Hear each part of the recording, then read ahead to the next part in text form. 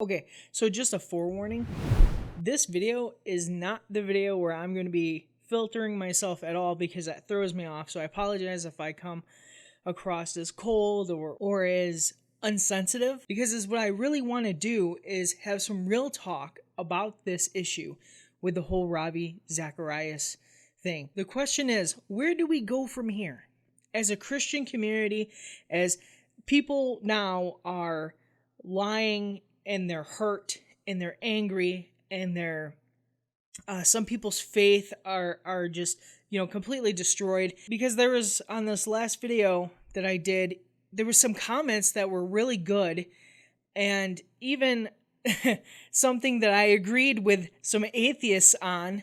Personally, I agreed with some of your statements, and I think you guys had good points, and everybody across the board had good points, and I appreciate everybody being respectful, and it was great conversation. I want to thank you guys for that. First off, I totally think that the whole Ravi Zacharias scandal, we take that one on the chin. We don't try and pass the buck. A lot of people have failed at Ravi Zacharias Ministries, but now what do we do?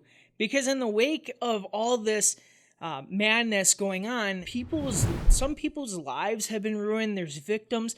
A lot of around the board is people are victims here, and how do we deal with that? People like myself and other apologetic channels and people that talk about the faith, I would like to say, be prepared to answer questions. Be prepared to tackle some of the harder questions. Don't be afraid to be like, hey, I don't know, I have to get back to you on that.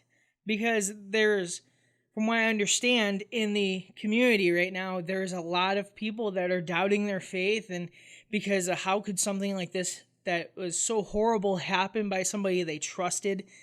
And I think that reaction, that gut wrench reaction, is normal. To have that reaction and to be like, oh, this really hurts, I'm gonna pull back, I'm gonna run away basically from this this pain, this discomfort. And I don't think we need to fear that, because a lot of people, we protect ourselves if we've been hurt before by people, and we find it hard to trust other people. Just basically separate yourself from the situation. Also, being prepared to help people process that is a big part of this. Talk with individuals. Like, if you know somebody, I'm not saying you have to go out and find people that are having a hard time with this situation.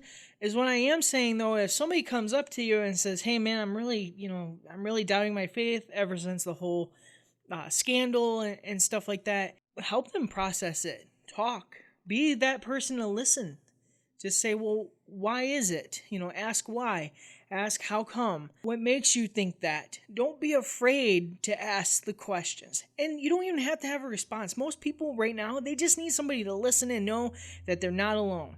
Because I can tell you from experience that people just being willing to listen to you goes a long way. And just a side note, part of helping people process things and part of helping people with, issues like this is just coming alongside of them.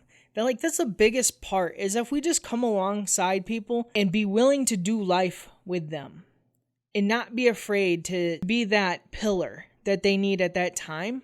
And I really think that if the Christian community just kind of comes together in that sense, I think that God will really use this situation.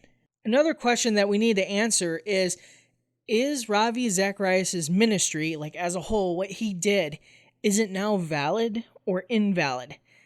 Does it mean anything what he said? His teachings, does it mean anything now? I look forward to seeing you guys on the next one.